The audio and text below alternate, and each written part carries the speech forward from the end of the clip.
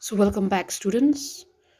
Today, we will discuss on one particular subtopic, that is the Chamberlain's model of monopolistic competition. But before we move on to the main model of Chamberlain, let us just have a talk a little bit on what is this monopolistic competition. Here, a monopolistic competition, yes, it is more or less similar to the other market forms, be it perfect competition, be it monopoly, so on and so forth. But there's a slight different. Okay, so what is this monopolistic competition? Yes, it is that market form in which we have a large number of buyers and sellers. The product that are being produced by each seller, they are different or they are differentiated. Further, under this market form, there is an unrestricted entry on the firms from other industries. And unlike that of perfect competition, a firm under a monopolistic competition has a price policy of its own. That means, under perfect competition, a firm does not have a power to fix its own price. But under this market form, each firm has its own price policy. And also uh, there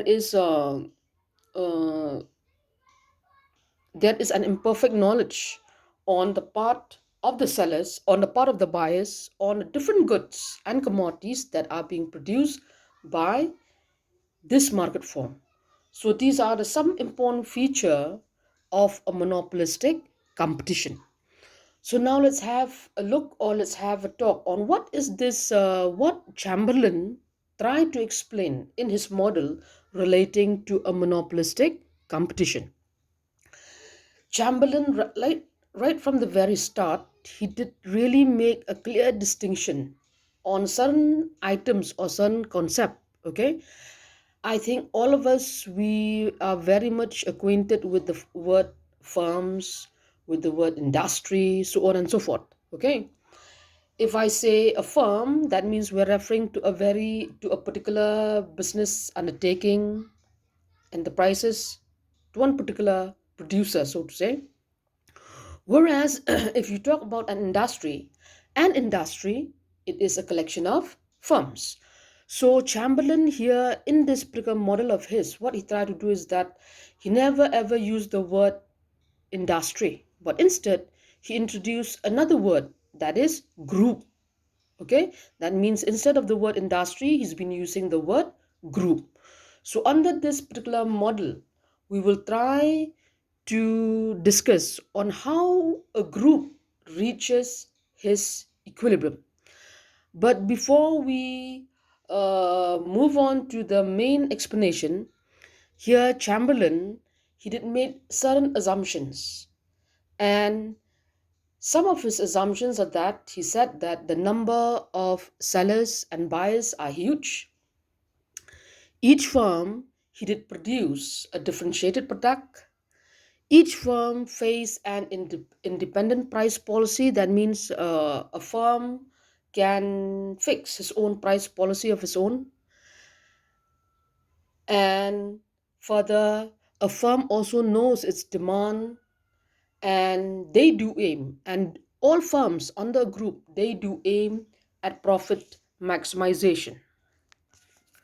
Further, he said that any adjustment on the price by any single firm will affect the entire group.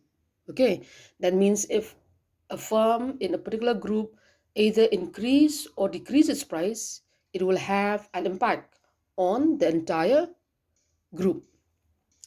And also, the demand and cost curve for all the products are of uniform throughout the group. So based on these assumptions, Chamberlain tried to explain the equilibrium of a group in terms of a diagram.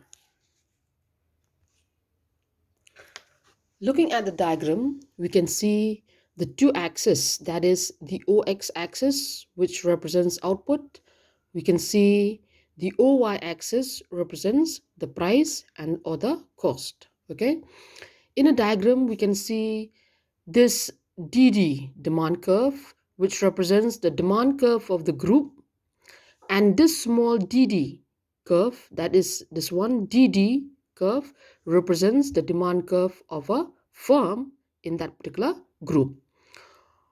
What you have to keep in mind here is that Chamberlain does not include the MC curve or the MR curve, okay, in this particular diagram. Why? Because he says that just in order to make the explanation easier or the analysis easier. But you have to keep in mind that one of the condition for a firm, any firm, to be in equilibrium is that MC equals MR. Okay. So, like what I've been telling you in this particular diagram or in this model, what Chamberlain here does not draw. He does not include neither the MC or the MR curve. But we just have to assume they are somewhere here in this particular diagram. Okay. So yes, looking at this particular diagram, what we can see is that this demand curve of the firm DD, this demand curve of the group DD, big DD, okay, they do intersect each other at point A. And after intersecting each other at point A, what we did was from the point of equality between the two demand curves, we drop perpendiculars downwards to get towards the output axis and extend towards the OY axis to give us the price. Okay.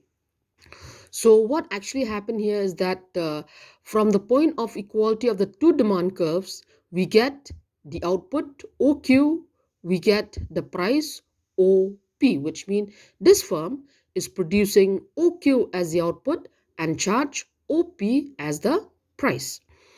We can also see that in the diagram, we have one curve that is the average cost curve. This is the average cost curve. Here, what actually happened is that this firm,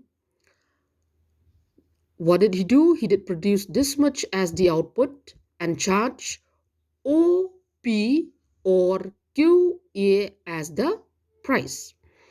And whether this particular firm is enjoying profit or incurring a loss, we need to find out. We need to find out by searching after producing this much as output, charging this much as the price, how much is his average cost. Okay, just by looking at QA or OP as the price, his average cost is BA. How do we know that? Is because it is at point B that the average cost curve is passing through. Okay, so this firm has been producing OQ as output and charge QA as the price, and on charging QA as the price, his average cost is BQ. Okay, and yes, the profit per unit, since the price is greater than the average cost, this small area here, AB, it is his profit per unit. And you also have to remember that, like what I've been telling you earlier, Chamberlain here does not draw neither the MC or the MR curve, but we just have to picture on ourselves like the MC and the MR curve, they passes somewhere between this gap, A, B. Okay, Chamberlain he didn't draw, but we just have to assume in our mind that the MC, the MR curve passes between this gap A, B. So after producing OQ as output, charging QA as the price, okay, his average cost is BQ. So here we learn, or what we can see is that the price is greater than the average cost, which means this particular firm, he's been earning profits. And this area over here, AB, it is his profit per unit. And multiplying this profit per unit AB with the output BC or QO, okay? QO, it is the same as BC. So if we multiply this profit per unit AB with the output BC, we get ABCP GP as the total profit enjoyed by this firm. Okay, so which mean this particular firm here, he's been enjoying supernormal profit by producing OQ as output and charging QA as the price.